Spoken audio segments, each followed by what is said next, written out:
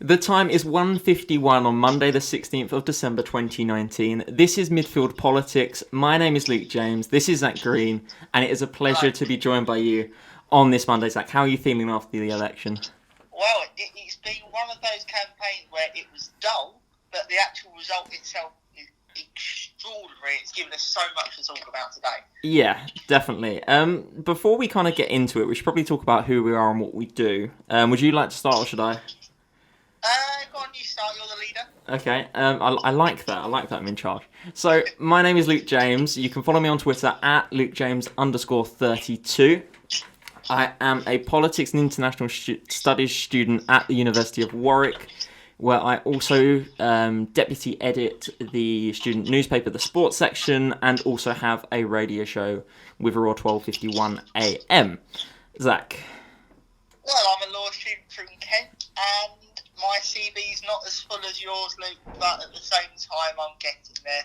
Yeah, you are famous among kind of like the Chelsea Twitter sphere, where you just tweet outrageously offensive things on a weekly basis.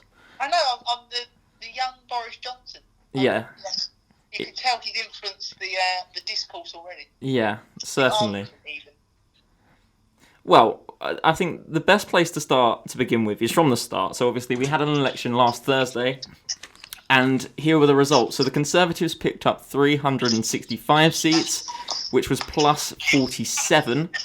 The Labour Party picked up 203, which was minus 59. The SNP, the Scottish National Party, picked up 48, which is plus 13 for them. The Liberal Democrats are on 11, which is minus 1. The Democratic Unionist Party are on 8, which is minus 2. Sinn Féin remain on 7. Plaid Cymru remain on 4. The SDLP returned to Parliament since 2015, with 2 seats. The Green Party remain 1 with Caroline Lucas. And then the Alliance Party picked up their first seat for a couple of elections now. They have 1 seat as well. The Brexit Party did receive 2% of the votes. Unfortunately for them, they received no seats. So what was your immediate reaction when the exit poll came out? Well, I had a big Twitter thread that you can all see. I'll retweet it a bit later on. But what was very intriguing from the result is this is the outright extinction of the Labour Party as we know it. This is the Labour Party's version of 1997 that the Conservatives felt about 21 years ago.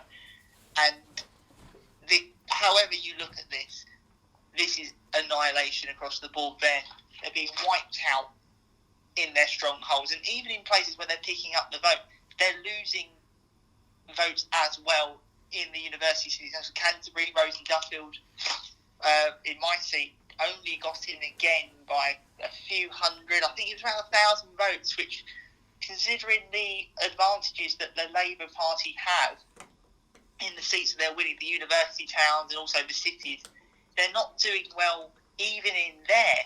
And it just poses this problem, I think, that's going to take more than 5 years, which we expect will be the full term that the Conservatives will sit through. How about you? I mean, you said about the Brexit Party on 2%. It's quite notable that they're the second biggest party has made the most gains, whereas the Liberal Democrats up 4.2%, the big winners of the night, you could say, in terms of popular vote. Brexit plus 2%, Conservatives plus 1.2%, Greens up by 1.1%, the SNP up 0.8%, and then the Labour Party, that minus 7.8%. So it's quite a weird one to read, really. Yeah, across the night, it was basically just a case of the Labour Party losing votes pretty much everywhere. One of the only seats they made kind of meaningful progress was against Ian Duncan Smith in Chingford and Woodford Green. So that was an interesting story. What I would say, before we kind of get into the meat and potatoes of this episode, the pilot episode of Midfield Politics, is, do you know how many votes that UKIP got in this election, Zach? Sorry, which party? UKIP.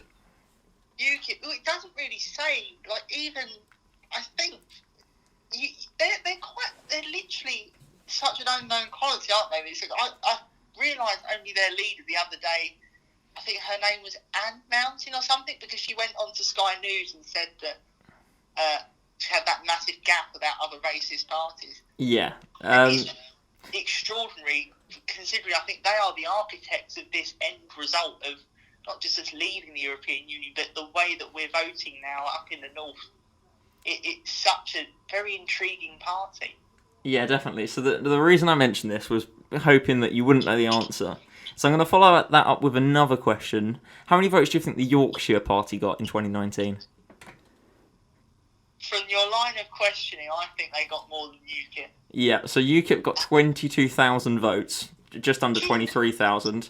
The Yorkshire Party got 29,000 votes. Oh, wow. Which I found quite telling about kind of the future of UKIP. You talk about the leader's interview on Sky. I think was it with Kay Burley or Adam Bolton? I can't remember who it was with. This is how much of a shadow the UKIP are, is that I think it was in one of those, those general slots where they'll just get someone in. Yeah. It wasn't even a reserved, proper line of questioning. I think there was just a debate over. It was over Tommy Robinson. Yeah. And she just let it slip that they're now party. And it was weird. If they've gone down the same route as the BNP in terms of they had this height of this noise of votes in the European elections gone by and got a decent percentage, I think, in 2015, and then from 2015 they've been virtually wiped out. Yeah, definitely. I think we'll be talking about Mr. Yaxley Lennon a little bit later on when we talk about the Conservatives. But I just wanted to run through some of the talking points for this show. So we're going to start off with Labour. We're going to talk about things like Corbyn and who will potentially be replacing him after this kind of disaster, as John McDonnell put it. Then we wanted to talk about Brexit and the role that the media played in the Labour campaign, or the downfall of said campaign. Then we wanted to talk about the Red Wall, which Mark Francois, the MP for Rayleigh, that kind of area in Essex, compared to the fall of the Berlin Wall. I don't know if you saw that on the BBC coverage. That was interesting to say the least. It says a lot when Andrew Neil literally is laughing at you as you're trying to say it. Yeah, is it? Yeah, I'm not clearly a fan of Mr. Francois. And then last but not least, on the Labour front, we wanted to talk about Caroline Flint versus Emily Thornberry, a war of words that could potentially end in a lawsuit, according to the Metro. And I say that kind of in inverted commas because we all know about the Metro. Next on the list are the Liberal Democrats. We wanted to talk about the campaign, whether or not the Revoke policy was the right way to go. Vince Cable has kind of suggested that wasn't the case. And the last point for the Liberal Democrats is the future post Jo Swinson, who will be next in the Liberal Democrat hot seat. Will it be someone like Ed Davey, or will it be someone newer like Layla Moran? Then the Conservatives, obviously the massive winners of this election, although they only picked up an extra 1.2% of the vote, which I think says it all about our electoral system. So the talking points for them, the scale of the victory, Brexit and how that influenced their campaign, and the possible constitutional reforms that they might bring in. Of course, they were very, very kind of ambiguous. AKA about how they're going to get their second term under Boris Johnson, perhaps. Yeah, I think that's vital. And then last but not least, we wanted to talk about kind of the wider Union and the United Kingdom as a whole. So we wanted to talk about the SNP, what the victory means. Obviously, out of a possible 55 seats in Scotland, they got 48 plus 13, and they're up 0.8 of a percentage point on the national vote share, which, considering they're only a small amount of the total electorate, that's really, really impressive. It's also quite impressive usually in exit polls. It just reminds me of the 2017 one, because where it's a national-wide poll, I think they projected the SNP back in 2017 only have 31 seats. And that was just on a national voting scale. So plus 0.8% is a genuine achievement for them. Yeah, I would put that as a bigger kind of, in terms of relative terms, in terms of the popular vote, that's probably more impressive than what the Liberal Democrats achieved, especially when you talk about how the European elections went earlier this year. And then tying into the point about the SNP in the UK as a whole, we wanted to talk about the independence referendum number 2 and kind of what holds for Northern Ireland on election night while I was on Raw 12:51am for the coverage of the election kind of results. One of the things that was trending on Twitter was United Ireland, which, I mean, was not what I was expecting to see, although perhaps that was naive. And then if you look at the results from Northern Ireland, the DUP are the largest party still with 8 seats, although they're down 2, with Nigel Dodds losing his seat in Belfast, which was a bit of a shock. Although that did come about as a result of collaboration between, I believe, Sinn Féin and the SDLP. I could be wrong. It's a recurring thing you might be starting to see as Brexit begins to happen as well. Definitely. Then kind of also in Ireland, the Sinn Féin were on 7 seats, which was what they were on last time. Obviously, they won't be taking their seats in Parliament because they will not be kind of pledging their allegiance to the Queen. The SDLP are back in Parliament with 2 seats. And then the Alliance Party, headed up by Naomi Long, are on 1 seat, although she did not win her seat in East Belfast.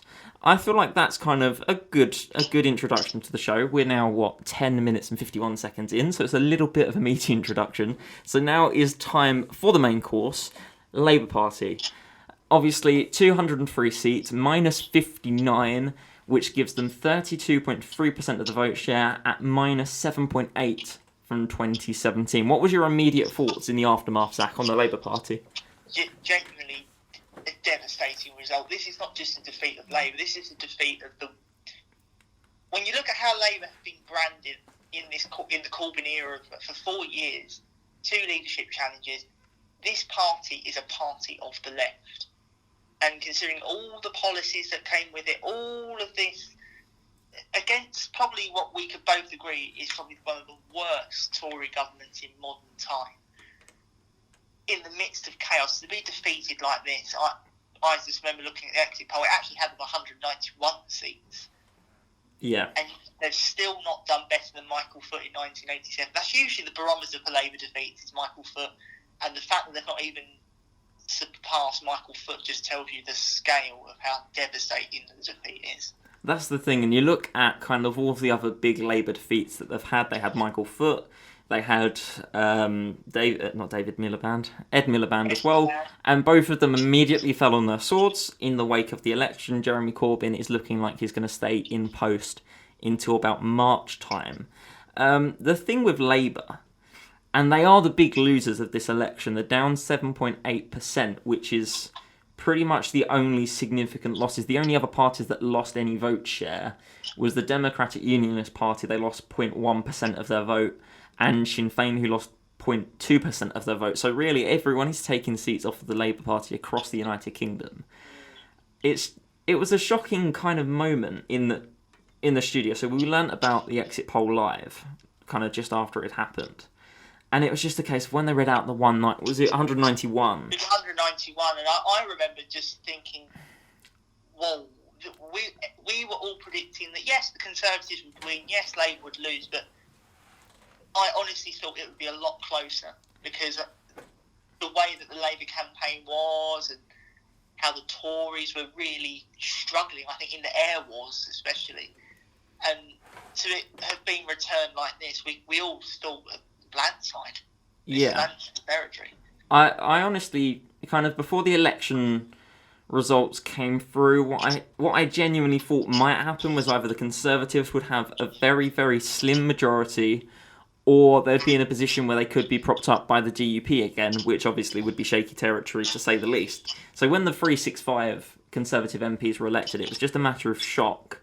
But the main question really for Labour is, where did it all go wrong? Because there are competing visions on this. Kind of the left of the party under kind of the Jeremy Corbyns of this world are saying that it was because of the media, blaming how they were portrayed, blaming how Jeremy Corbyn was kind of this maligned figure who was friends with the IRA, Hezbollah, that kind of criticism. Yeah, and the other main issue was Brexit, and you see, I tweeted this the other day, you retweeted it as well, was the fact that I see so many tweets from people clearly on the left of the Labour Party saying, "Oh, I'm so proud of Jeremy Corbyn for everything he's done for," and they always use the phrase "the many," whoever the many purport to be. There's not many left now. Well, yeah, exactly. So proud of what he's done for the many, but you don't do anything for anyone by losing 2 elections by quite a significant margin. Yeah. So it's worth noting as well, just as an aside, Neil Kinnock was probably the only other opposition leader I can remember that lost 2 elections. but he went off the second one. And with Corbyn, if, say, for example, Labour didn't lose by an emphatic margin, you could even say that Corbyn probably would be able to stay on. But the thing is, with contrasting him with Kinnock, it was just an aside point that under Kinnock, Labour were making gains by each election and were beginning to stabilise. Whereas with Corbyn, they've gone from virtually, we all thought this could be a Corbyn government to this could be a Labour Party that would be, by the time of the next election, out of power for about 15 years. Yeah, that's the issue. Obviously, we're both in our second year of university, so I was born in 99, you were born in 2000, correct? No, 99. 99 as well. Both places with Blair. Yeah. So obviously, I don't remember was it in 2005, the last election that Tony Blair won? It would be something like that, wouldn't it? Yeah, so I think it was a majority of 66. Yeah. Yeah, so obviously I don't remember elections from the Blair era. So I only really have 2010, 2015, 2017 and 2019 to go by. And it's just a case of looking throughout our lifetime. The Labour Party went from a position of serious strength under Tony Blair, and then it's just all gone crumbling down. If I had to... my personal opinion is that Labour's defeat is squarely on Jeremy Corbyn and Corbynism as a whole. And I'll tell you why. The issue that Corbyn has in trying to blame anyone else apart from himself, his team, and kind of the ideological project that he was disseminating is essentially he had everything he wanted. He had the shadow chancellor that he wanted. He had the shadow cabinet that he wanted. He only allowed anyone who was kind of closely aligned with the project to speak throughout the campaign. He had the manifesto he wanted, and thus pretty much the Brexit position that he wanted, even though it was quite unpopular.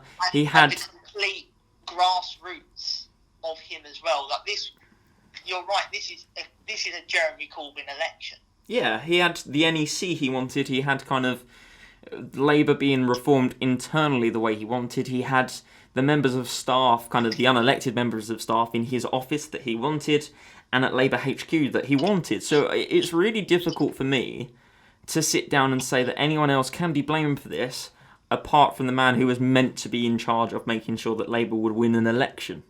Yeah. It's difficult. The problem signs are already there in 2017 when the Corbynite left was saying that they had won the election by locking Theresa May out of government.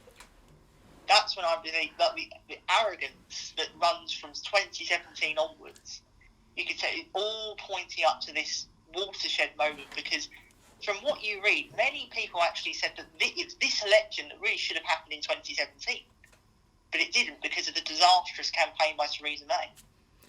That the problems that Jeremy Corbyn had back then are the same problems he had now, that Brexit was never really on the agenda, and any time it was nudged aside for something more to do with public services. And I agree that this is definitely on Corbyn, but one catastrophic error they made was when they said about the leave option. We didn't know what it was. Yeah.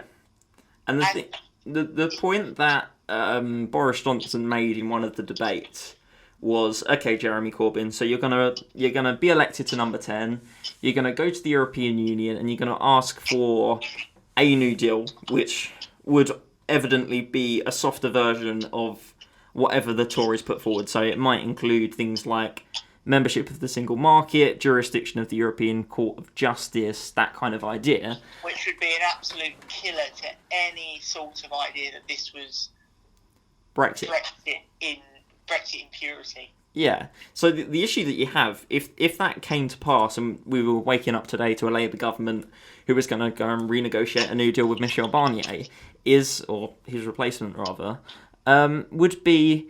no one would be willing to campaign for it, because Jeremy Corbyn said time and time again that he would remain neutral in the referendum that they would hold, because kind of the country needs this statesman figure to stay neutral and then guide the country through the future. Which is a perfectly good argument he could have, but because you can see the argument that it would undermine him in negotiations. The same thing happens to Theresa May, that she was not an ardent Remainer, but a Remainer at heart.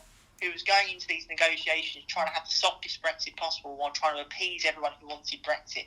Eventually, it would fall down, and I think that if we did wake up to a Corbyn government, the same thing would have happened, where he would have gone and tried to negotiate a deal. The briefings would start coming out, and then you just have another civil war with a governing party that half of them will say that the deal's not Brexity enough.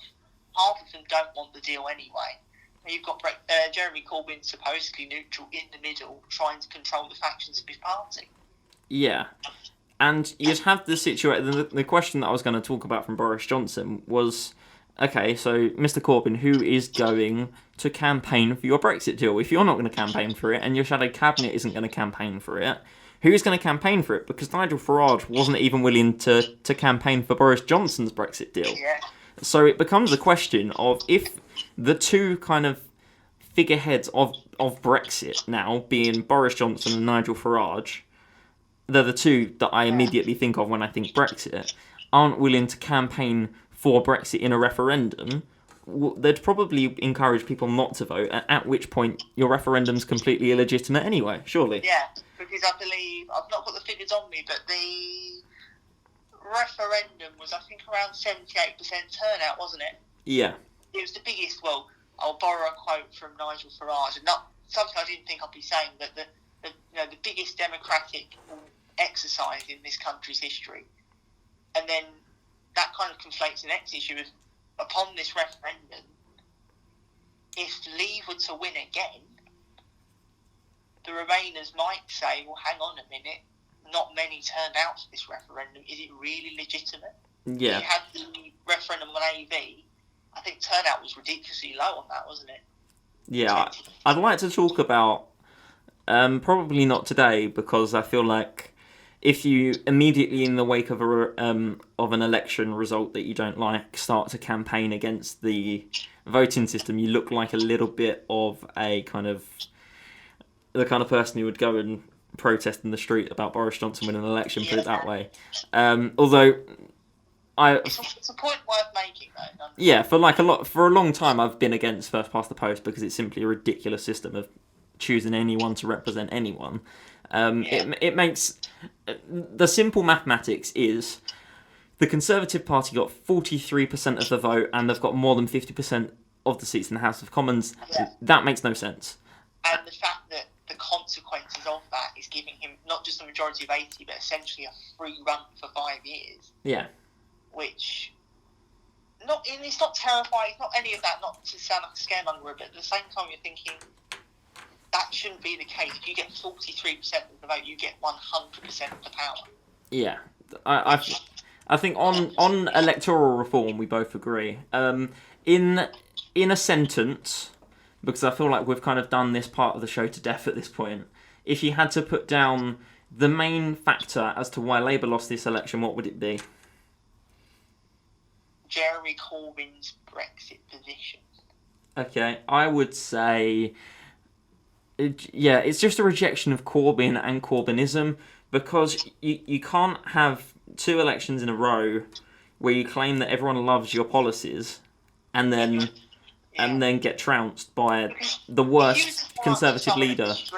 And say, would you want free dental checks? Would you want a 5% pay rise? People are not going to say no to these things. But then when they look at the person who's fronting these ideas, there's a real disconnect. I think in Canterbury, I didn't campaign or anything, but I was going past many students. Most students were going to the Conservatives because they just don't like Jeremy Corbyn. And I fear, we'll probably go on to this, Jeremy Corbyn is a brilliant campaigner when he is preaching to the converted. Yeah, definitely. It's when he goes into... I don't think he even went to Bolsover, didn't he, in these places? I mean, that's just another symptom of Labour's problems. They take things like Bolsover, Blythe Valley, to absolutely shocking results for them. Yeah. They took these seats for granted, and this is where it's gone. Yeah, I would say, and the next thing we wanted to talk about on the show was the places where Labour lost. So that was a very good pivot from you, considering you don't have the paper in front of you. That was impressive. So obviously the kind of flagship seats that they lost. So they lost Sedgefield, which is Tony Blair's old seat, which is incredibly humiliating for the Labour Party. which is just ridiculous on so many levels. Bolsover, Dennis Skinner's seat, Don Valley. Is that Caroline Flint, or is that... Yes, yeah, Caroline Flint. So they're kind of like... Bishop Auckland as well. I've just got the map here. Redcar was the seat for me that made me think this is landslide. Yeah, well, the thing with Redcar in particular is obviously this is where the steelworks are. Yes. So under Conservative governments, the people of Redcar have seen the manufacturing industry local to them be decimated. And now they have a Conservative MP. It's extraordinary. That's why the result is extraordinary, because for me, I always thought the Conservatives would win this election by probably getting people back rather than going up to places where they've never won before.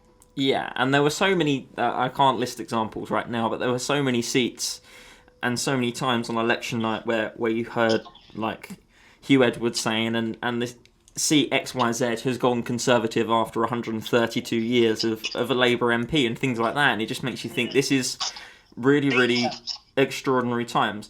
And what is the reason? I feel like we've probably already answered this question. What for you is the reason that Labour have lost seats like Bolsover, Don Valley, Wrexham, Blythe Valley, these kind of seats?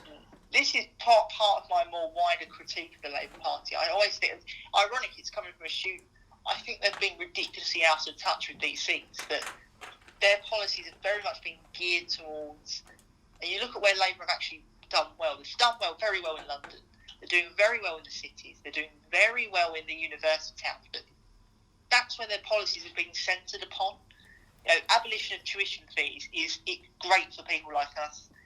In London, you've got many kids end up going to university. But you go up to like these working class communities, they've got no interest in going to university. They're very much of the apprenticeship or going to work.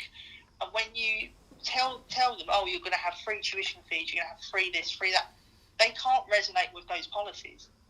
And I feel, couple that with the Brexit policy, they're kind of fatigued with the Labour Party. They're very tired of going to the ballot box every other year, because let's be very honest, a Labour victory would not have been a majority victory. It probably would have been a hung parliament, would have had the referendum, and probably another election. Yeah. People were tired of just going to vote, going to do something, when they voted for something 3 years ago that should have been done a long, long time ago. Yeah, I agree with most of that. I've brought up an example of a seat that Labour held. So, Houghton and Sunderland South. Yes. So this is a seat where I'll read out all the figures. So it's a seat that Labour held, and I'm assuming they've held for a substantial amount of time. It's a seat that voted in favour of Brexit. I don't have the number, but it's one of the things I've remembered from the coverage on election night. So Labour won with 16,210 votes. The Conservatives came second in this seat with 13,095 votes. That's extraordinary. And then the Brexit Party came third in this seat with 6,165 votes, and the Liberal Democrats were fourth with about 2,300 votes. Really, if the Brexit Party stood down, it would have been another Labour loss. I'm not sure I agree with that, and I'll explain why. So if you look at kind of the vote share change, so Labour were on minus 18.7 in this seat. The Conservatives, and this reflects a trend nationally, and it was one that we picked up really, really early kind of on election night as well, were only plus 3.2%. And the Brexit Party were, obviously there's nothing to go by previously, were on 15.5% plus. UKIP previously in this seat, and I feel like when we're talking about the Brexit Party... Yeah, so in 2015... the United Kingdom Independence Party, I was going to call them the UKIP then, and I realised that sounded really weird. So in 2017, UKIP got about 5.8% of the vote. So the Brexit Party have essentially made a 10% point gain on what UKIP did in this seat as well. And the thing that has happened in a lot of these seats, and across kind of the country nationally, is the Conservatives haven't gained many seats at all. Labour have just lost them to the Brexit Party and the Liberal Democrats. So there were many examples where Labour lost a shed loads of seats. The Conservatives didn't gain anything or lost a couple. And the Conservatives gained the seat because the Brexit Party had the spoiler effect. And this is an example, Sunderland, Houghton, South, where the Brexit Party just existing. But for every Brexit Party in the north, that you had the Liberal Democrats in the south. I think Kensington's the biggest example of that. Yeah, definitely. It's very controversial in itself. It's that idea that Labour are not just being squeezed in the north; they're being squeezed everywhere by other parties. This is the scale of the defeat. Usually, in elections, you've got a slight swing either way, which is usually par for the course. For this, you were seeing, I think, in one seat, there's 10% swing to Liberal Democrats from Labour, which is just unheard of. Yeah, and I think the story of the election in the Red Wall and the North and basically anywhere apart from kind of, I'm saying this in inverted commas, the London metropolitan liberal elite, you're seeing votes leave Labour to the Brexit Party, which benefits the Conservatives, because even though people aren't voting for the Conservatives because they're still toxic in these places... That's why the Brexit Party was that halfway house for a Labour Leave voter who could never stomach voting Conservative. You got that apparently at a lot of doorsteps, from what I was reading, that of course they'd never ever vote Conservative, but they can't vote Labour because they feel so disengaged from the Labour Party, and the Brexit Party just happens to exist. Yeah. I think that's kind of a fair assessment of what happened across the country, but especially in the Midlands and in the North. Are you ready to talk about Caroline Flint versus Emily Thornberry? I think it's a very, very... It gets to the heart of actually the leadership debate as well, because why would Emily Thornberry be so angry and want this penciled out immediately? Yeah, so have you got her comments to hand, or shall I find them? I would have to... Sure. Paraphrase, I've not got them. So Emily Thornberry essentially said that she was fortunate that her voters weren't as stupid as the ones in the North who voted against the Labour Party. That was the sentiment that Caroline Flint accused Emily Thornberry of kind of telling her colleagues. So it's a question of, does this... Obviously, this is an alleged thing that Emily Thornberry has said, and it's something that Caroline Flint has been on the receiving end of. A lot of Emily Thornberry saying, I absolutely never said this, I would never say anything like this, and I didn't say this to anyone, is what Emily Thornberry's response was. So whether or not this is true, to a certain extent, I think is besides the point, because... It echoes what really is probably one of the reasons Labour lost. Yeah, I think it touches on... that Emily Thornberry's in a seat in London, and she's allegedly made comments about people up in the North. And I think one of the things that is telling is that Emily Thornberry wouldn't have had to have come out and defended herself in the way that she has unless there was a touch of believability to this story. So if it was... Okay, I'm making up a hypothetical example where okay, so we have a seat in the United States Senate where someone has allegedly said something about someone else, and it's just... imagine your representative for Washington or wherever, or just says, yeah, people in the South love socially liberal values. And then there was outrage about that. But of course, no one would have to kind of come out and rush to the defence because it's just not credible, the thing that's being claimed. But because the thing is credible, and I think this is something that we should probably talk about at a later date about kind of the role of the media in all of this, because it's credible, that's the issue. It's not... She's got form. I think there was that time she got into a real controversy over someone flying a flag over the house. Yeah, so the tweet... very off-the-cuff comment about them. Yeah, the tweet you're talking about, so it was a picture, so it was captioned, "This is taken from Rochester," or words to that effect. It was in Rochester. And it was a picture of kind of a standard newly built terraced house with a white van in the driveway and then 3 English flags flying out the window, one of which had a West Ham flag on it, West Ham logo on it. And kind of the implication was kind of, oh, look at these people.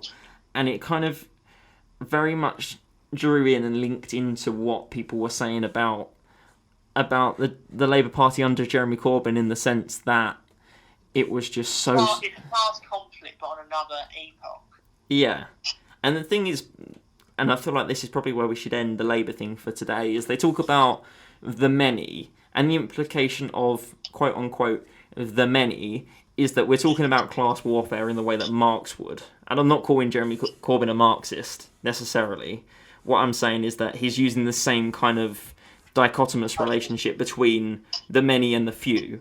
And I don't think the people that Labour are trying to speak for are voting for... Well, it's evident that they're not voting for them. So that's really where the Labour Party have to kind of...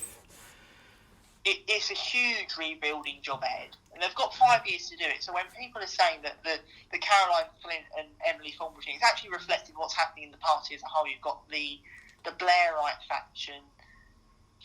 Some of them call themselves Blue Labour against Emily Thornberry, typical leftish kind of Labour figure. An architect of part of this campaign as well. It shouldn't be said that Emily Thornberry is just some other person in the shadow cabinet that just happens to be in the shadow cabinet to be. It's this echoing of this big row that's going to happen for the next few months, I think. Yeah, not just for the leadership, but for the actual soul of this Labour Party. Because whoever wins it will inherit a very divided party, a very newly inverted group of voters. That they're now not just having to appeal to the workington man. They've now got, let me just get a random Labour seat from London just to echo this. Number 4, Bermondsey boy. This is just a very. It's why this election's so sensational. Is that the Labour Party has been flipped on its head. Yeah. Last word on Labour. If you had to predict the next Labour Party leader, who would you go for? This is a prediction, not who you want. I think it'll be Rebecca Long-Bailey, considering the mechanics of how this next leadership election is going to happen. Yeah, I agree, to be honest. So that was really uncontroversial of us. Yeah, she's the favourite among the bookies at the moment as well. She's obviously closely aligned with Jeremy Corbyn. So it would look... performance in the 7-way debate as well. Yeah, so it would look like... I didn't see that one, actually, but it looks like more of the same from Labour. Obviously, some of the other people who are kind of being spoken about, Lisa Nandy, who is a Member of Parliament for one of the Wigan seats, and I'll be honest, I know very, very little about her, and Jess Phillips as well from Birmingham Yardley. One of the very few MPs that wanted Theresa May's deal. Yeah. Very much committed to leave, probably where the Labour Party should be looking for. Not saying Lisa Nandy in particular, but that profile of someone up in the north who recognises the real scale up there of the challenge. And that's why there was a couple of others, what's her name, Dawn Butler. Yeah. Being suggested, but for me, too much. She's too much of the London set. They've got to break away from this. Yeah. Okay, are we ready to talk Liberal Democrat? Yes, I think you'll take the lead on this for obvious reasons. Okay. So the things we wanted to talk about, obviously, before we get into this, the Liberal Democrats kind of went into this election with 21 seats. Obviously, this is because of the defectors from the Labour Party and the Conservative Party, and via the Independent Group for Change, Change UK, or whatever their name is at the moment. So they went into the election with 21 seats. They've come out of the election with 11 seats, which is -1 from 2017, on 11.5% of the electorate on the popular vote, which is plus 4.2 nationally.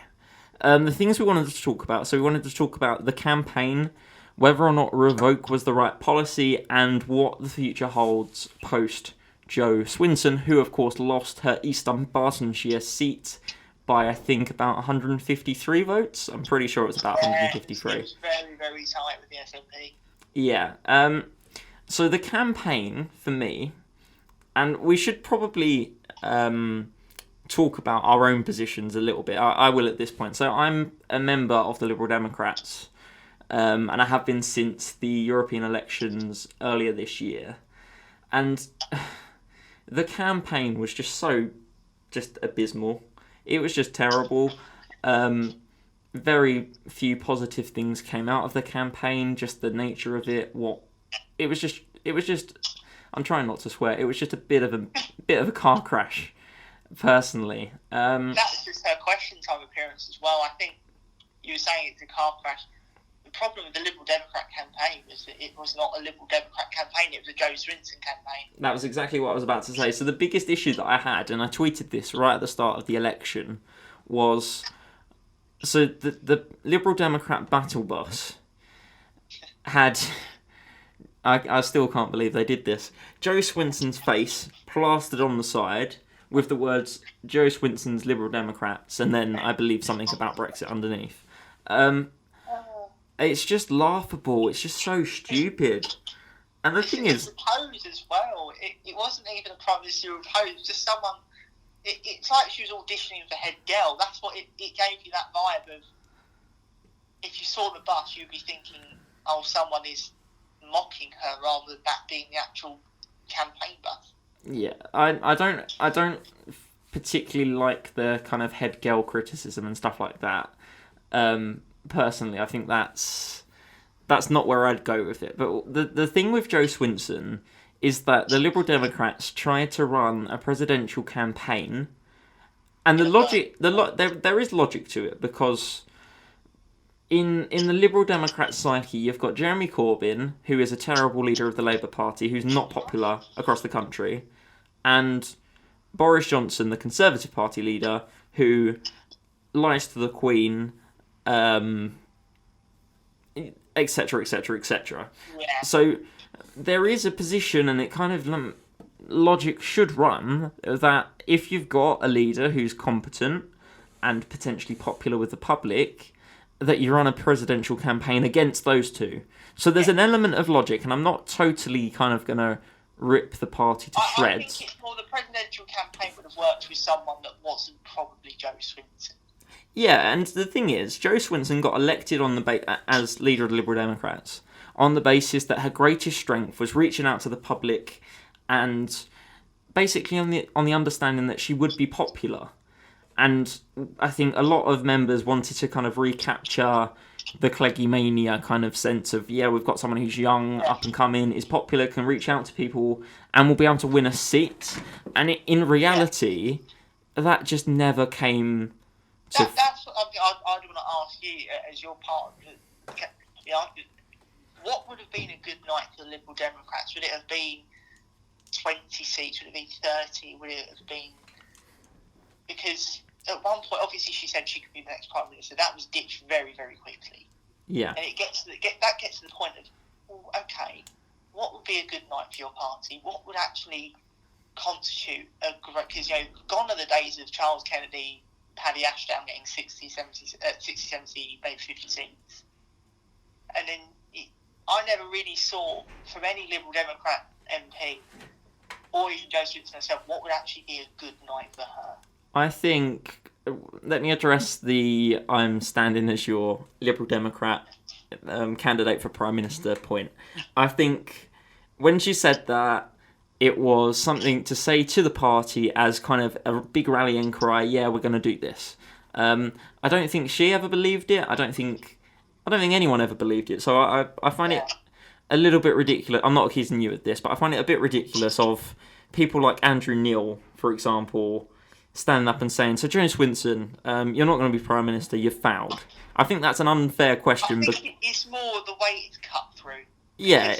Anyone else, because technically, if they had a good night, she is the Deputy Prime Minister, because she would no doubt be making the next government. And there's a genuine sentiment that she could really show leadership quality in not just getting the party into government, but really taking hold of the country's agenda. There's no doubt she would have led the Remain campaign in the second referendum. Yeah. There's a logic to it, but at the same time... There's a logic to it, but at the end of the... it's cut through. Yeah, at the end of the day, it was not realistic, and she probably shouldn't have said it, but it was said. In terms of... I've forgotten your first question, if I'm honest. What would have been a good night? Kind of, for me, the bare minimum would have just been to keep 21 members of Parliament. That's the bare minimum for me. A good night would have been anything above, like a night where I went away feeling happy and feeling like I wanted to donate, for example, would have needed at least 35 seats. Would have been a really good, would have been an okay night. And it probably would have hung Parliament as well. Yeah, definitely. But it just didn't happen. And I don't think, at the moment the election was called, I don't think that was ever really realistically going to happen. Like, at the very, very start, I was really hopeful that the Liberal Democrats would cut through and would win the target seats. They'd win places like cities of London and Westminster, Kensington, where did Luciana Berger stand? Finchley and Golders Green, places like that. I honestly thought Dominic Raab, even after the exit poll, I really thought he was in trouble. Yeah, well, I didn't after the exit poll, but I did. I wanted to see the defectors keep their seats, and I wanted, obviously, Swinson to hold her seat for obvious reasons, and I wanted us to make gains in the southwest, and it just didn't happen. And I think, and we'll get onto this, I think one of the main issues we had, I say we as if I was involved in any kind of meaningful sense, is people point to the Revoke policy as a massive issue. I personally think that the Revoke policy, I mean, it obviously was ridiculous considering how it was presented. But I don't think it was the main reason the Lib Dems done that badly, to be honest. Yeah, and allow me to explain the Revoke policy. So the Revoke policy was essentially, if the Liberal Democrats have a majority government, we would revoke Article 50. That was the policy, and then it read, if we don't have a majority government, we would campaign for a second referendum. So when people would say, is it not undemocratic to revoke Article 50, it wouldn't have been undemocratic had we won 365 seats. Because, and considering all the swings, they probably would have needed around 14, 15 million votes. yeah, A typical government gets around 12. Considering it's Liberal Democrats that have to make gains basically across the country, it probably would have meant they would have got the most votes ever as a political party. Yeah, that's the thing, and it was badly presented because, well, it fell down on one front being that people thought Revoke was a step too far, and the second front it fell down on was the way it was presented, because it shouldn't have been really presented as Revoke being the main element. It should have been presented as, we will campaign for a people's vote, a second referendum, whatever you want to call it. And if we are in government, which we're going to caveat and say is going to be a huge shock and a massive bonus, if we were the majority government, we would obviously revoke Article 50. That should have been... Then would be whipped for it, so it's not even as if the Lib Dems, the majority government, would be divided. They'd all be on that ticket of Revoke. Yeah, exactly. So that would have made more sense. It was just the way that the Liberal Democrats lost control of the message on that policy. So the common theme that I think we're identifying at the moment is that it's not bad as logic, but it's the way it's cutting through to the normal voter. Yeah, it just didn't work. And the thing is, this is from a manifesto It's that... very positive. Yeah, I think we had a really good manifesto. They went a lot further than the other two parties on climate change. I think their policy with childcare was bold. Their spending commitments were quite, they weren't as massive as the Labour parties, but they weren't as, I think I'd say pessimistic as the Conservatives. It was that halfway house that was described as radical by the IFS. This was a good manifesto. A party that had an opportunity. It's very disappointing to see how bad they've done. Touching on what the IFS said, so the IFS said that Liberal Democrats had the most fiscally sound manifesto and the manifesto that would be the most redistributive. I can never say that word. So essentially what they're saying is that in the eyes of Conservatives with a small c, that it would run the economy sensibly and it would also help the less well-off in our society. So on both fronts, that kind of passes, which clearly makes it a good manifesto. Policies that I like, so the childcare policy I thought was great. Obviously the Brexit policy is good. Environmentally, I think that it was kind of a good halfway house between the Green Party and everyone else. I think the Green Party obviously kind of have to own climate policy, but I think kind of what we said on the climate was okay, but again, it didn't feature in the campaign. It was never important, was it? Yeah, it was just the one election where climate change should be at the forefront of it. It's hardly been mentioned. Yeah, apart from on the Channel 4 debate, there was barely any mention of climate change throughout this campaign, and it kind of explains why the Green Party... Actually, to be fair to the Green Party, they almost doubled their vote share, so you can't say that climate didn't feature. They got more votes than the Brexit Party, which I found extraordinary. Yeah. So yeah, you can't really say that climate didn't feature, but it wasn't a big thing. And one of the things about the Liberal Democrats that I like is kind of the Liberal policy on marijuana. I think that's something that needs to happen, just because it means that you can regulate it and tax it and control it, which makes more sense. And again, it's an area that I think the Liberal Democrats could have had an advantage, but it was just a case of such a bad campaign they got lost in the places where they really did not want to talk. Yeah, and I think the thing with the Liberal Democrats is that they spent so much time defending things that in many respects were not an issue. Like the Revoke policy needn't have been a massive stick to beat the party with. Spent so much time defending things like that they can never talk about anything else. So, like, I didn't hear anyone talk about legalisation of marijuana throughout the campaign. I didn't really hear anyone talk about the childcare policy. I didn't hear people talk about these things. It was all about Brexit. There was one really good policy I loved about the Liberal Democrats. It was one of those really bold ones. You have to read it a couple of times to see what they're saying. It was the skills wallet. I don't know if you remember it. It was about retraining. Like a skills wallet. It's about £10,000 for...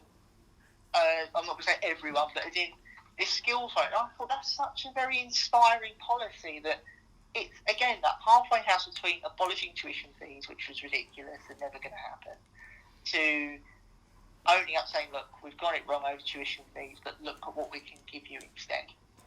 Yeah. Those policies have just got lost in this headwind of Brexit. Yeah, definitely. Anything else to say about the campaign and the Revoke policy, or are we good to talk about what the future holds for the Liberal Democrats? As a quick final point, I think we were talking about this presidential campaign and the Lib Dems being this new force that people could flock to in their millions. That policy could have worked if their leader was someone who was not part of this coalition. And we agreed on that thing way before the campaign, that it was going to come up that Swinson was was a minister in the coalition years. Her voting record was brought up a lot. So this argument, especially on social media, yeah. This argument that Swinson and the Liberal Democrats would be this completely new force that would compel people to vote. So that if they're so disenfranchised, you speak to a typical voter, they don't like either Johnson or Corbyn. They don't like Labour or Conservative.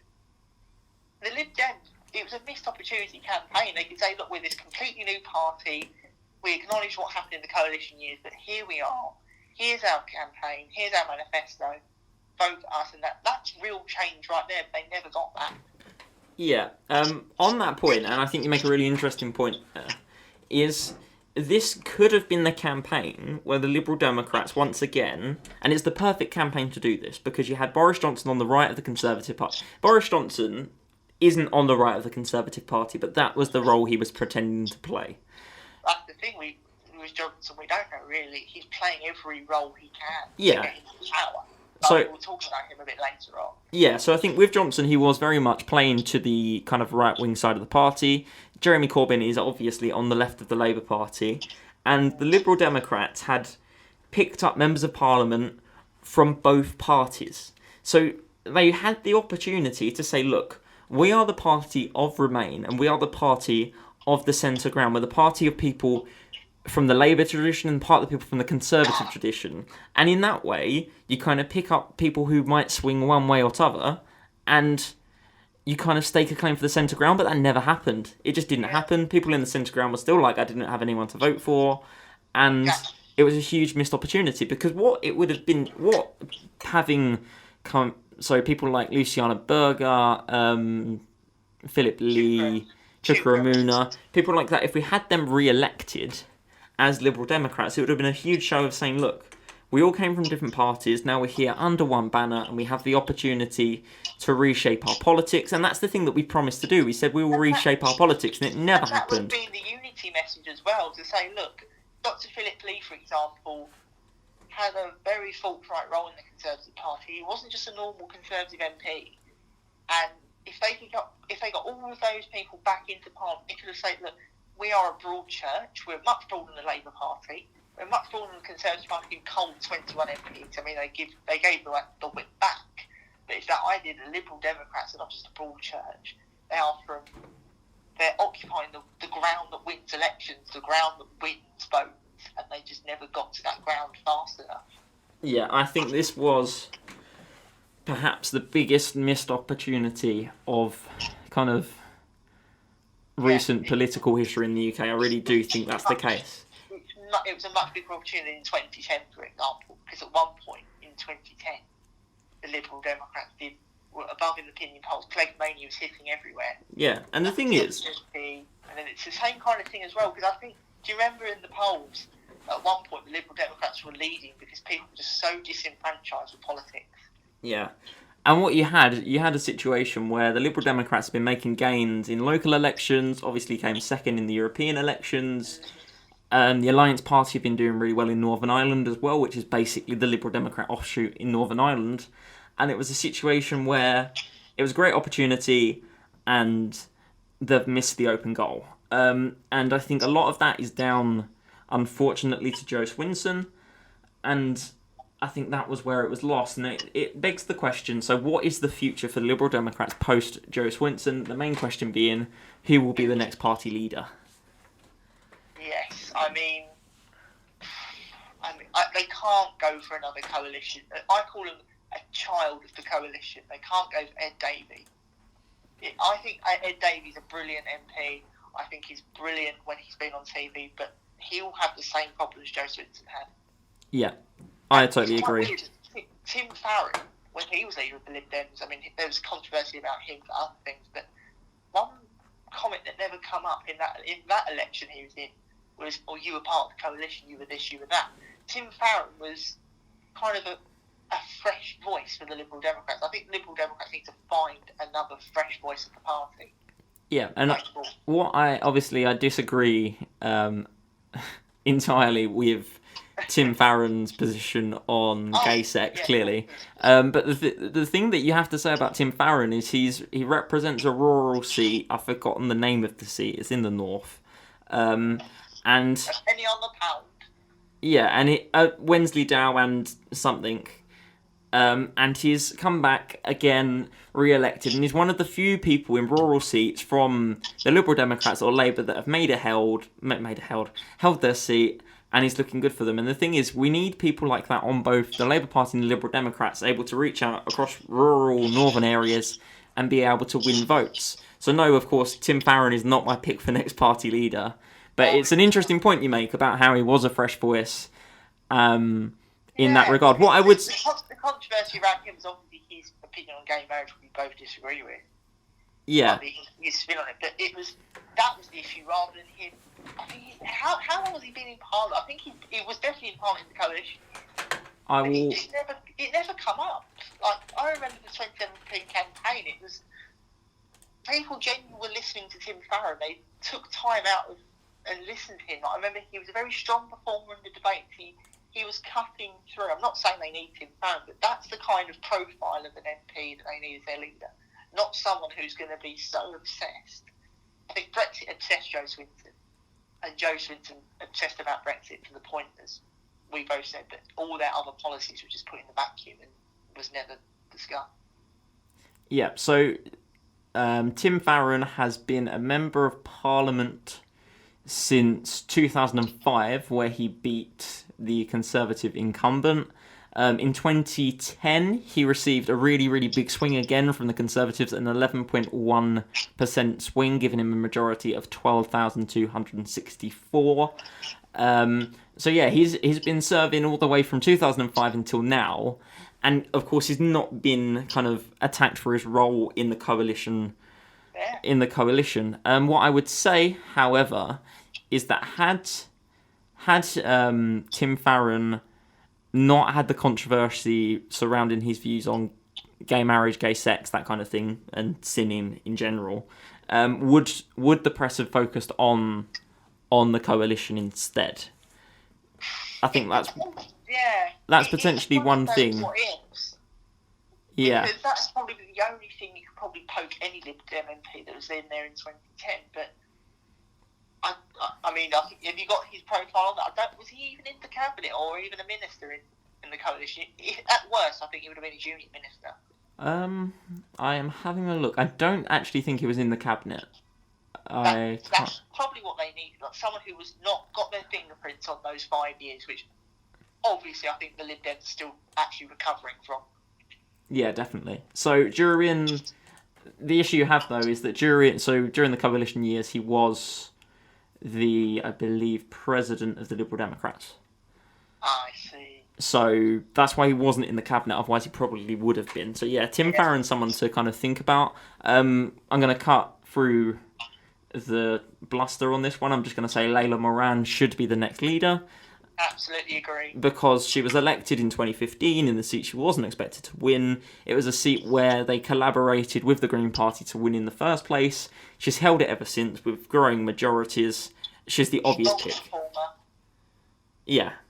And this, I just wanted to read out a quote from an article she wrote for The Independent in the wake of the election, and obviously after Jo Swinson lost her seat, where she says, so kind of in the start of this article, she talks about the election, what it means for Liberal Democrats, blah, blah, blah, and then she says, which leads me to one inescapable conclusion: we need to stop this squabbling and come together in a cooperative force to defeat the now united right.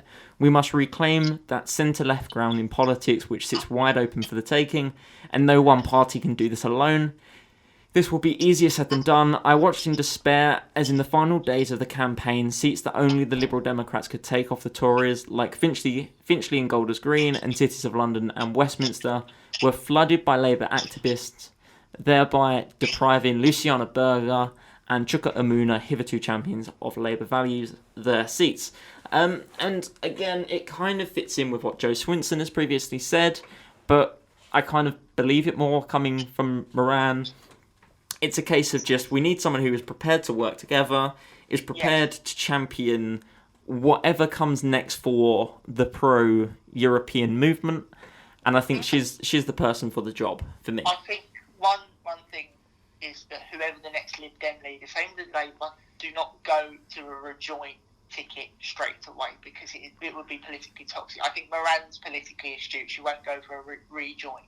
No. And I think if she was beaten the next leader, I think her role would be in flux. She would be more reactive to whatever the Conservative pass rather than the Labour Party. I think that's something that really is needing strong opposition, because it's said enough that the Labour Party are the opposition, but the Lib Dems have got an opportunity to be the strong opposition of this Conservative government. Definitely. And she's definitely a champion of the centre-left. You're going to see her not be in coalition with Labour, but say, for example, with the next election, she's not going to be as forthright as Jo Swinson by attacking both sides, which I think was to her detriment. I think Layla Moran would be pragmatic. Yeah, I think attack rather than just attack everyone and hope you win. Yeah, I think there just needs to be a case of working together.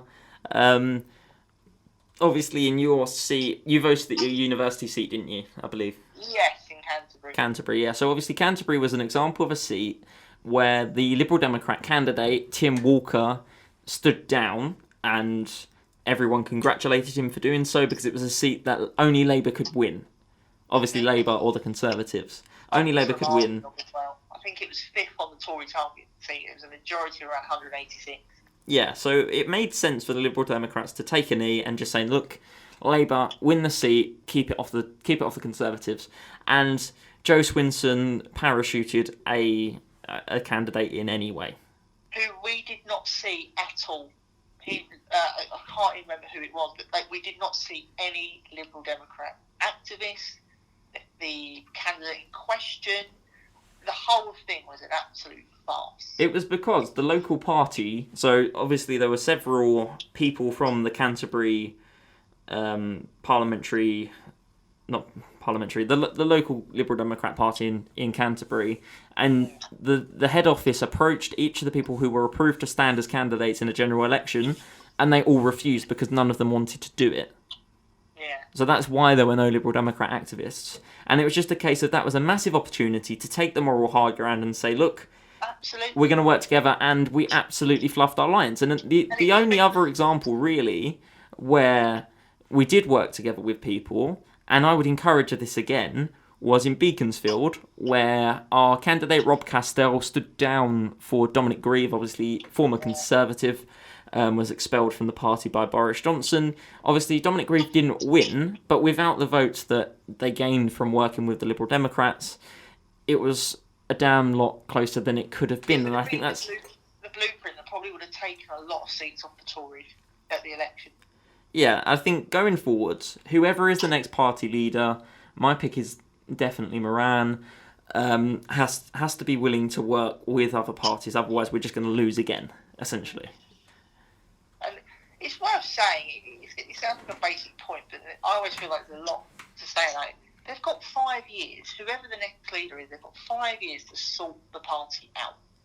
And luckily, the Liberal Democrat is not as structural and embedded as the Labour Party. With the Liberal Democrats, you could just make a couple of changes and they'd be okay. As in, there'd be enough to go on to start hitting the ground running, really making sure the Liberal Democrats' message is on point for 5 years, recurring. So whoever is the next leader, I think, has got a brilliant opportunity with a party that can probably do well in the next election with good management and leadership. Yeah, for me, the last thing to say on the Liberal Democrats is that unlike the Labour Party, I don't think the Liberal Democrats are broken in the way that you kind of teetered on suggesting there. I don't think it's a massive rebuild. I think it's just a case of changing strategy and being less kind of just stupid and less kind of partisan about it.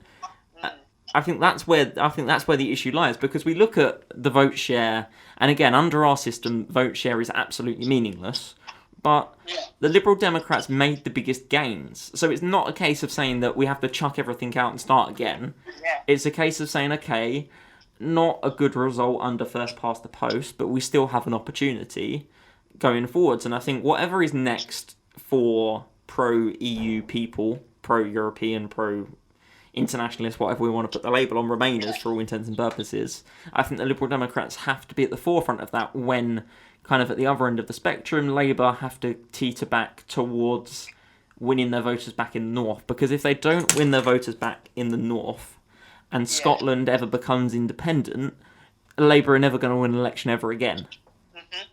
So I think the Liberal Democrats, although it was a disastrous night, obviously personally for Jo Swinson, I don't think for the Liberal Democrats as a whole, it was as bad as it seems. Yeah, the post-mortem is literally just going to be Swinson should have done a lot better, rather than it was this. It's very easy to identify with the Lib Dems went wrong. Yeah. And that's what is the advantage for that next leader, is that they will know as well exactly what went wrong and what can be done straight away to rectify it.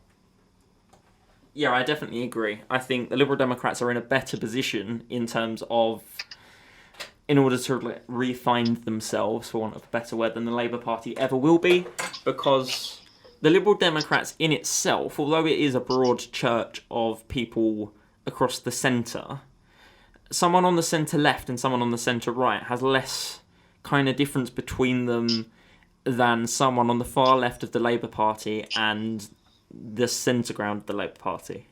Yeah. So I think it's going to be a much easier rebuild job. There's not going to be huge factions, and I think it will be okay for the Liberal Democrats. I really do. The only seat that was inevitably going to be lost, according to all the polling throughout the campaign, was North Norfolk, and again that was the Brexit effect. They lost their own. So that seat was Norman Lamb, who was supportive of a soft Brexit deal, and he was the whole time. Spent some time out of the parliamentary party because of that. And obviously, when he stepped down as an MP, kind of the local effect there was lost. So that was one where you can kind of just write it off and say, we go again later. But yeah, I think the Liberal Democrats, in the long term, will be okay. I'm not actually all completely doom and gloom. One thing I'm a little bit more doom and gloom about is the scale of the Conservatives' victory. So obviously 300... I was originally, but I mean, I think there's some... It did take a long time of thinking to see what was a positive. I've got a couple of positives, but it's a struggle. It's such a big victory that you do, wherever you are in the political spectrum, you have to look at this and go, considering what the Conservative Party have been going about before the election on prorogation, on this is a party that, believe me, they lost their majority in 2017. They are going to do as much as they can to make sure they'll never lose it for a generation in this parliament, which I personally do find a bit worrying. Yeah, so before we kind of get into the Conservatives going forwards, so the result for the election for the Conservatives, 365 seats, including our hometown seat of Romford, which obviously remained with Andrew Rosendale, which puts them plus 47 on 2017.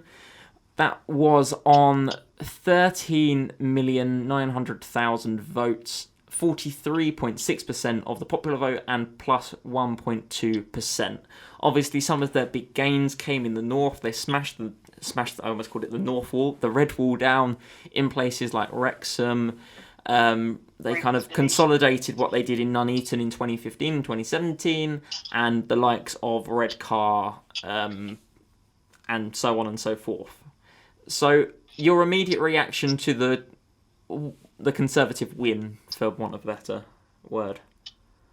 It's really who this win is for, and if someone says it's a victory to the Tories, you can go, well, I wouldn't even say it's a win for the Tories. This was, again, we said about Jo Swinson, Jeremy Corbyn. Jeremy Corbyn election, a Jo Swinson election. This was an election about Boris Johnson, and Boris Johnson is the winner here, because now it's the biggest majority for a Conservative Party since Margaret Thatcher in 87. It's the biggest majority overall since 2001, so it's even bigger than Blair's third term. This is an incredible victory for Boris Johnson, and it now gives him the tools to do something which only Tony Blair and Margaret Thatcher have done in modern times, which is reshape the country in what they genuinely are, their philosophical mantra. So I think it's a win for Johnson, and it's a win for whatever Boris Johnson believes in. This Johnsonianism, if you will. But I think as we're about to discuss, what does Boris Johnson stand for, and what will Boris Johnson lean towards in two different things?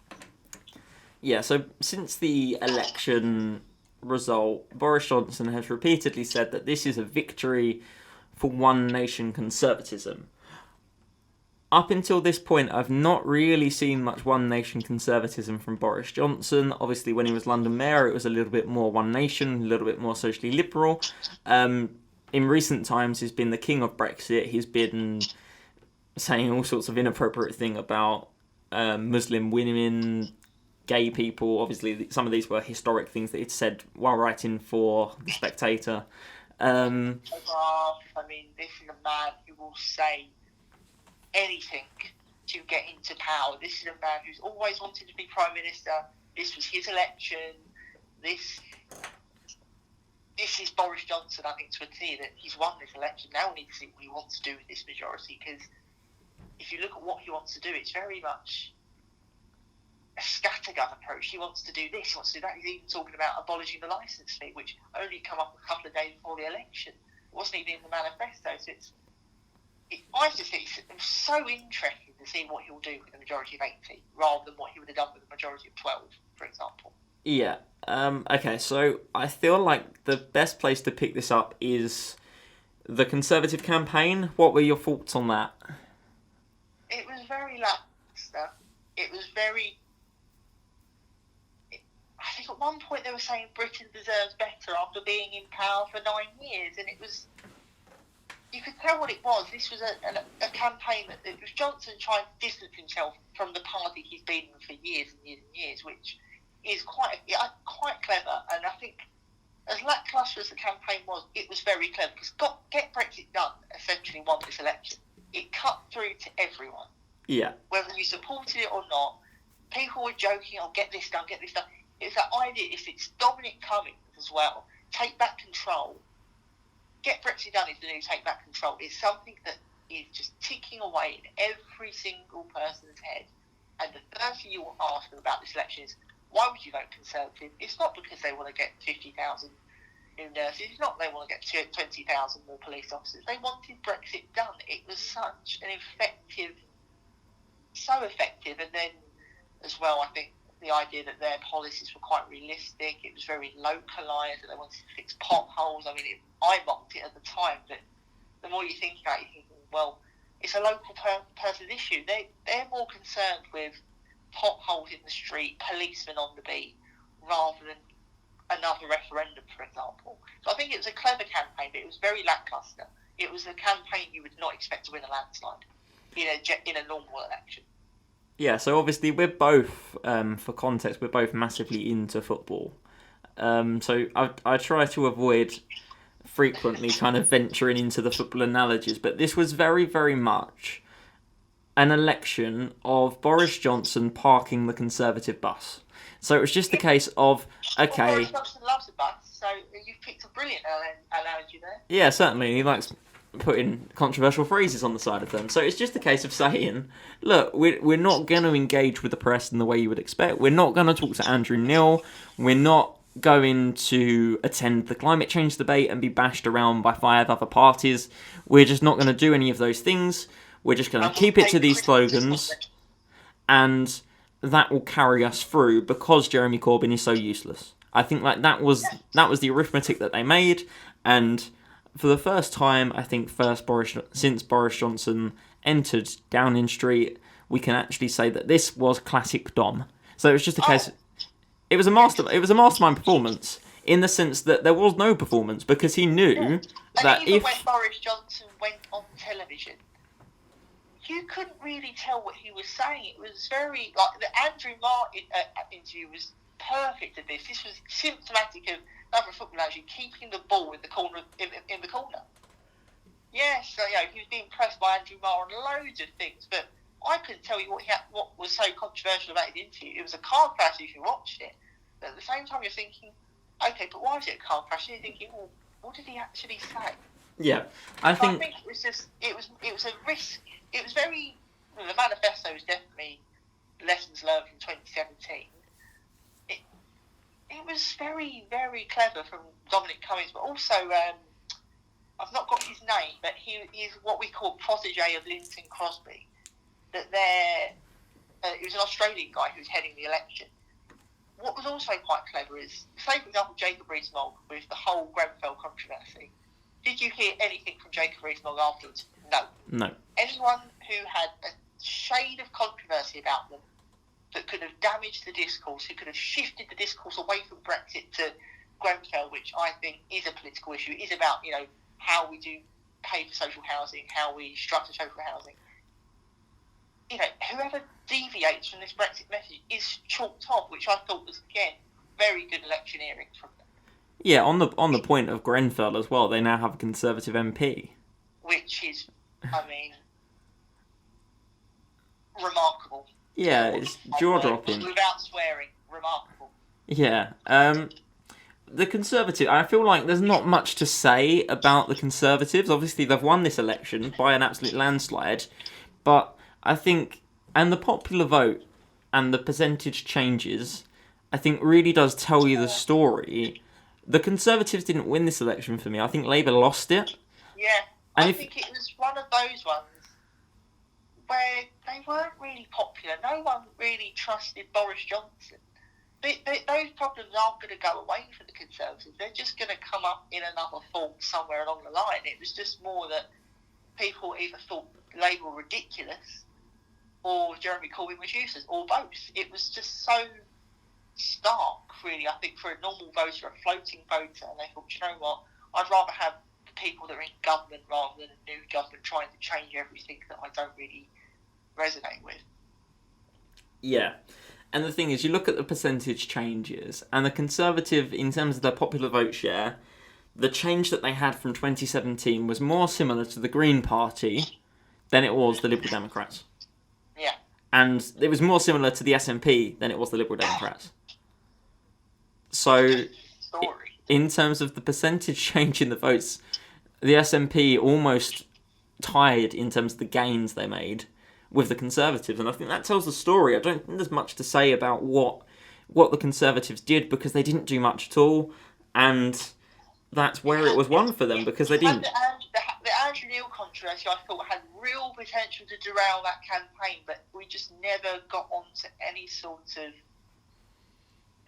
way it could have. I mean, it was one of the most shared things of the election, Andrew Neil's 3-minute monologue after interviewing Nigel Farage, that really baked Boris Johnson, and you thought if Boris Johnson even went on Andrew Neil now, he would be finished.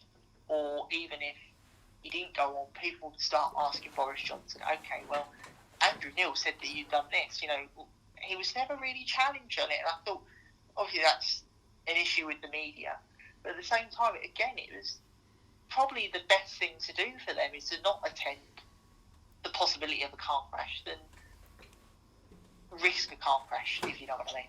Yeah, and I think, yeah, you're exactly right. And the thing as well, and the Andrew Neil monologue, empty chair moment was obviously really, really pertinent and exceptional from the BBC in this campaign as well. And it was pertinent only to the people who were always voting Conservative. Who were never going to vote Conservative in the first place. So it's kind of difficult to gauge that one on the Conservatives. I think what's more interesting about the Conservatives and the victory that they've had is to say, where do we go now? So in their manifesto, they talk about constitutional reform of page 58, the very controversial page. Yeah, and they again, it's a case of them not really saying anything. So we're just going to talk about it anyway, basically. So the things that I've written down on my notepad: voter ID, the prospect. Very controversial in itself. Yeah, the prospect of having 600 seats, and the Human Rights Act.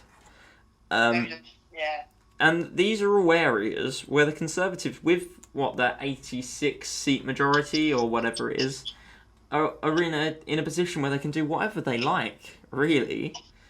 With the 600 seats, I wouldn't be surprised if they just said, yeah, well, Scotland can be one seat, Wales can be another seat, and we'll just go from there. Obviously, that's satirical. They're not going to do that. Yeah. But it's just a case. Two seats. One across the sea, one on the other. It's that idea that having an 80 seat, we've not seen it in our lifetime. Well, we have, but as in we're not living through. We've never lived through that kind of prospect before. We've very much grown up in the era of coalition government and very thin majorities, which this is actually, before we talk about the Human Rights Act and such, I think is a positive in a way that Johnson now has the ability not just to do what he wants, but if it goes wrong, Cameron in the past could blame the Liberal Democrats, say, but look, they're not doing what the coalition partner's supposed to do. Theresa May could say, look, my party's really divided. Boris Johnson, if something goes wrong in this 5-year stint, it is on him. Yeah. He has a majority of 80. It's not as if, for want of a better phrase, he said that it was Parliament that was blocking his deal. Well, the deal is now going to go through. Very likely the transition period will not be extended, but at the same time, majority of 80, he can upset people now. He can upset the ERG because I think they were the big losers of the night, I think, the ERG. I think, in a way, the Jacob Rees-Moggs of the Conservative Party would not have been happy with that result. Because now, those red lines can become pink. If he says, oh, well, hang on a minute, 31st December 2020 is very fixed deadline. I'm not going to say I'm going to die in a ditch. I'm going to say it will be regrettable, but if we need the time to do it, we can always just extend it by whatever we want, and there'll be enough MPs in the Commons. Because remember, the Labour Party in their, re-imaging might have to agree with Boris Johnson. They're not going to say no to extending the transition period if needed. But Boris Johnson now has a substantial majority. Things can't go wrong for him that we thought would go wrong for him and that have gone wrong for him in the past. Yeah, I don't have a lot really to say about the prospect of... And I say this for this reason. I think voter ID, they've got such a big majority that it's probably going to happen. The prospect of 600 seats, again, will happen because they've got the majority. And the reform of the Human Rights Act sounds very, very sketchy. I'm not entirely sure what it would kind of include. But again, there's no prospect of the opposition being able to block it. What I think is interesting is that with such a big majority, Boris Johnson now has the opportunity to say as follows. He can either decide that he wants to be the one nation Conservative Mayor of London Prime Minister that he always has said he is, or he can continue to go down the head-banging Brexit means Brexit kind of route. And it's going to be very, very interesting, his cabinet reshuffle after the 1st of January. That's going to be the big one. Because if you see people like Jacob Rees-Mogg being ejected from the cabinet, you're going to see the one nation conservatism prevail, and that our fears that Boris Johnson will suddenly take such a Thatcherite leaning that he's going to deregulate this, road workers like that, for example. That will be very interesting to see how it plays out. I think for the next couple of weeks, you're just going to see the same Boris Johnson, who's a bit more empowered, who's going to have a bit more about him in the Commons that I think we've seen in the past, because he's actually quite a weak person in the Commons from what I've watched. That, you know, he has a couple of blustered lines and that's about it. Whereas I think I thought his acceptance speech actually was a sample of what you're going to see after the 31st of January, as someone who's more contrite, who's more receptive, who's more... It's very likely he will be the one nation Tory that he proclaims to be. And again, it's that majority of 80 that's going to let him do that. I think that's the best result for him. I don't think he would have wanted a majority of 10, because that would have meant that he would have had to have pandered probably to the ERG, like Theresa May had to do, like David Cameron probably had to do as well. So it's so interesting to see how this is going to develop. Yeah, I agree with everything you've just said, really. It's just a case of saying the Conservatives now have... The ball is in the Conservatives' court, and the question is, are they going to go ahead with the Brexit that many people fear would be detrimental to the economy? Or, now they've got this massive majority, will they, as Nigel Farage keeps saying, kind of betray the trust of the true Brexit cause and go for a softer alternative, which in the end will probably be more palatable for the economy and thus just be better for people on the street and mean that they'll get re-elected again. It's an interesting choice of whether he will stick to his guns and what has got him into Downing Street again, or will he go with the safer option? I think that's something that will be worth watching. Any last words on the Conservatives? Because I've just realised how long we've been talking for. It was more, we were saying, just to remind everyone that this is not the deal, it's just the withdrawal agreement. So this would probably, it's the first step towards Brexit. I think it's the trade deal we're going to be looking out for. Is it going to be hard on, for example, free movement of workers? Is it going to be so uncooperative, for example, in environmental rights? That's going to be the clincher. Is what's actually going to be said in the trade agreement. This is just the legal agreement to leave, which has taken us 3 years to do. It's going to be very interesting to see how Boris Johnson squares this round hole with saying he's going to be out on a trade agreement in a year, which is going to be very, very difficult. It's a big problem for the Conservatives going forward. Yeah, I agree. So one of the things that I think is really, really interesting about the future, and this relates to what you just said about the difference between the withdrawal agreement deal and kind of the deal between the European Union and the UK, is that it will obviously decide what kind of relationship that the UK can have with America in terms of trade and that kind of thing. So there's a quote from Dean Acheson from 1962, who at the time was a member of the US government. He was Secretary of State under President Truman, who basically said that at the time Britain had lost an empire and was yet to find its place in the world. And I think this really draws into that. I think it's a case of saying, are we going to be closely aligned with Europe, or are we going to shift over to kind of the American side of things? And I think, obviously, I'm a Liberal Democrat, so you know my position on this. Yes. And I think the numbers talk, and it's not even about wanting to be a part of the European Union or not. I think when you look at the numbers and how much we can trade with America and how much we can trade with Europe, it makes sense to be closer to the latter.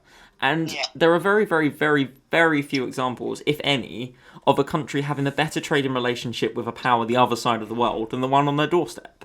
So it's a question of, will Boris Johnson be pragmatic, which is obviously a conservative value, one that is promoted in the ideology, if conservatism is even a majority. It's about in the books he's written as well, especially about Winston Churchill. So it's, again, is this the Boris Johnson we have heard about, or is this the Boris Johnson that we know about, or is this the Boris Johnson we don't know about? You cannot describe what Boris Johnson will do. It's very much hypothetical. What we're going by is oh well, in the past he's done this, he could do this, it might be better to do that. And it's, again, like you were saying, it's so much better to be more aligned with Europe than America.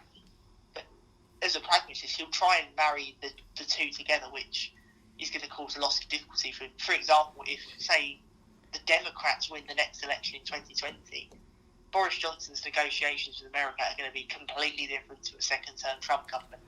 Yeah, and the thing as well, and this is genuinely the last thing I'm going to say about the Conservatives and the deal and so on and so forth, is that the Democrats in Congress are very, very conscious of Irish American voters, and they're not willing to see a trade deal at the expense of the Good Friday Agreement. So this deal that we are at the moment in progress with the European Union, you could argue, does. Yeah, so that is something. A very keen eye on it. Yeah, that's something through 2020, obviously with the presidential election, that is worth keeping an eye on. Are we happy to move on to our last topic of the show? Do you know how long we've been talking for now, out of interest?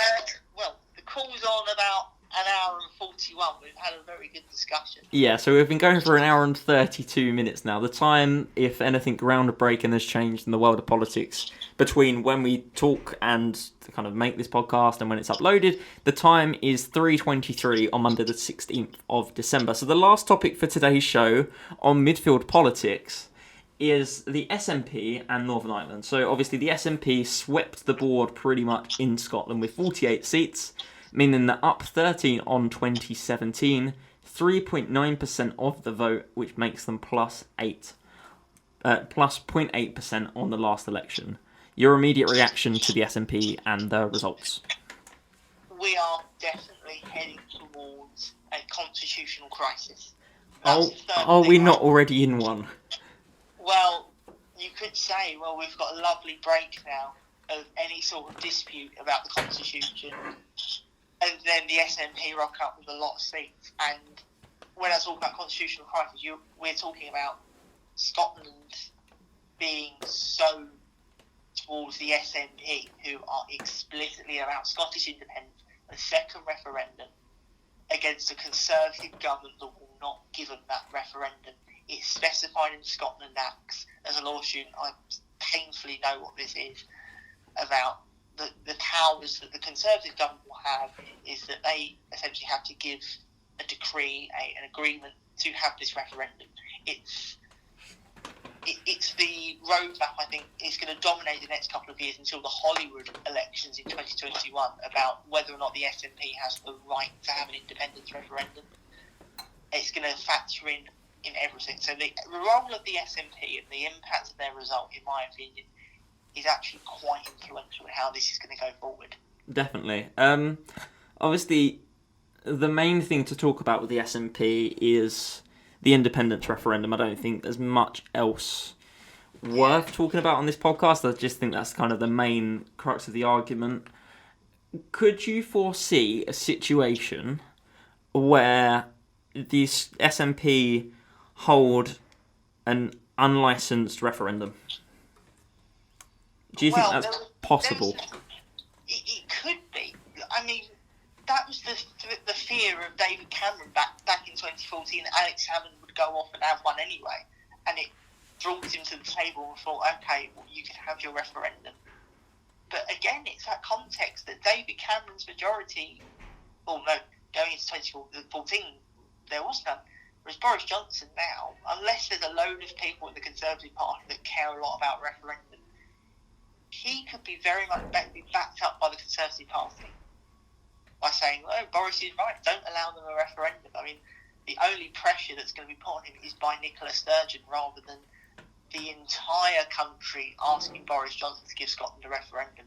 Yeah. It's definitely possible, but unless 2021 is the Holyrood elections, if the SNP landslide again there in a system that does not really allow for a landslide, the pressure will go up on Johnson. But this is just the start of what Nicola Sturgeon hopes will be some gentle arm squeezing, if you will, to try and get one. But it just looks very unlikely at face value. Yeah, the two things that I can't reconcile personally is the SNP. I cannot envisage a scenario where we get to the 2020, would it be 2025 or 2024, whenever the next election is meant to be. It's likely, I think it would be, well, unless Johnson wants another December election, we're looking probably for 2025, or even fixed term Parliament Act likely to go. It could be, that's the thing, it could be any time really. Yeah. It's likely to be 5 or 5.5 years. Yeah, so whenever the next election is, we'll say 5 years. So I can't see the SNP going 5 years without seriously doing everything that they can to demand a referendum. And at the same time, I cannot see any scenario where 365 Conservative MPs allow them to have a referendum. I just can't reconcile those two things. I can't see the SNP not having a referendum, but I can't see the Conservatives allowing a referendum, which was why I asked you the question, could you see an illegal, in the words of what the Conservative government would say, an illegal referendum being held in Scotland? I'm not even though that's where logically kind of my train of thought should lead me, I'm not sure that could happen in the UK. I'm very sceptical. It's a very dangerous precedent. If Nicola Sturgeon would have had an inverted commas illegal one, Wales won't have. I'm very unlikely because Wales are very much not for independence, but you'd have to keep an eye on that. Northern Ireland might start to think, well, hang on, if Scotland are having one, why can't we? We voted Remain. We have now got a dominant nationalist returning of MPs. It would cause a crisis anyway. So I think Nicola Sturgeon will just hope that 2021 is probably her next realistic shot of another referendum if she makes it very explicitly clear. Both SNP, you will get a second referendum because we will go to the Conservative government and say, look, we have now had backing on near enough every election for the past 3, 4, 5 years that are backing explicitly for a referendum. But it's very difficult to envisage how it's going to happen with such a big majority for the Conservatives. Yeah, and I think that's the case on both sides of the Irish Sea. So the results in Northern Ireland, DUP 8 seats, Sinn Féin 7 seats, the SDLP with 2 seats, and Alliance with 1 seat, which actually gives, for the first time ever, I believe, a majority nationalist set of MPs for Northern Ireland. So that, again, is very, very interesting going forward, how that will pan out. Obviously, we caveat that with the understanding that Sinn Féin will not be taking their seats in Westminster. But it's a situation to be watchful of, because if Brexit... Well, no, we need to update the language at this point, don't we? Brexit is going to happen in January, and I can't really envisage a scenario where this goes well for Northern Ireland. Oh no, but the withdrawal agreement in itself gives that... Johnson argues that this consent mechanism, for example, do Northern Ireland to be part of the backstop. That's going to be very hard for him to A, put into practice, and B, it will cause ructions within Stormont itself. It is heading towards disaster. Because you are going to have the nationalist parties go, well, we want to be part of Europe. We did not vote to leave the European Union. Our only way post-Brexit to be part of that European Union will be to join with the state below us who are in the European Union. And it's going to be a huge problem for the Conservative and Unionist Party, which they always stress they're Unionist parties, but now the tide is beginning to sweep against them. Yeah, and I think the two issues we've spoken about, Scotland and Northern Ireland, are the two things that could derail Boris Johnson. I think they're barring a massive kind of personal scandal, I think they're the only two major issues that could derail him personally, because you simply cannot be a Conservative Prime Minister and lose Scotland. Oh, if he loses Scotland, he would lose the country. Yeah. There would be no chance he gets a majority because... Well, not even that. He would be kicked out of the Conservative Party's leader. There's no way... There's no... Devise the 365 he has. Yeah. So it's a very, very interesting situation. At the same time, though, and I sometimes think about the tactics that the Conservative Party have used in the past and recently, and I look at it and I think, okay, if we take the 48 SNP seats out of the equation, obviously the Conservative have a few in Scotland, no one else has any, and the Liberal Democrats have a couple as well, or one now, I think. There's potentially a moment for the Conservatives where they think, electorally, is it that much of an issue if we lose Scotland? Yeah.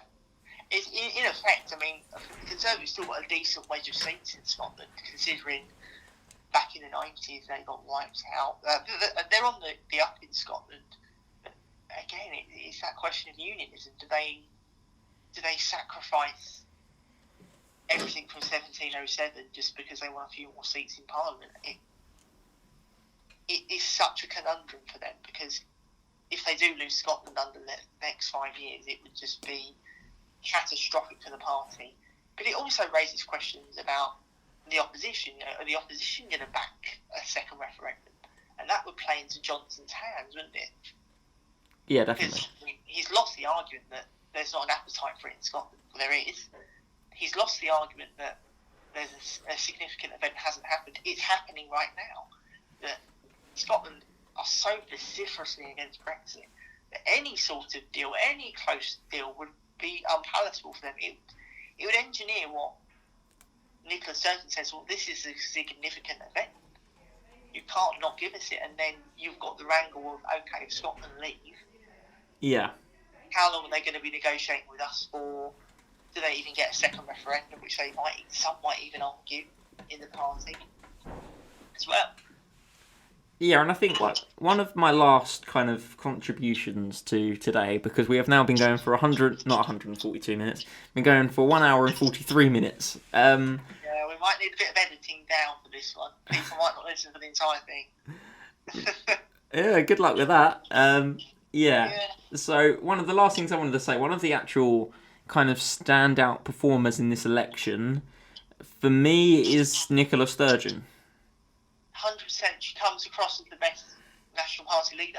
Yeah, I think she's probably... She had a bit of trouble with the leaders' question time, I felt.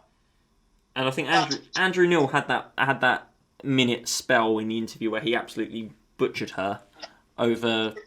the reality of an independent Scotland. Yeah, he kind of smashed her to pieces in that part of the show, but I do genuinely think she's a very, very talented politician.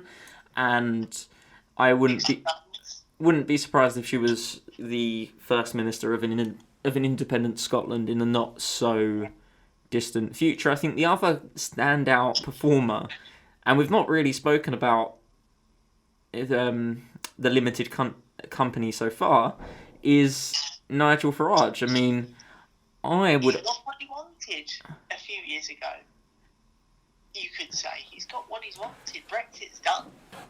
Yeah, and I think Nigel Farage's decision to not stand in the seats that the Tories already had has won them the election, and standing in the seats that Labour held had the spoiler effect, took votes off of Labour, and it meant that the Conservatives didn't really have to do anything. Yeah.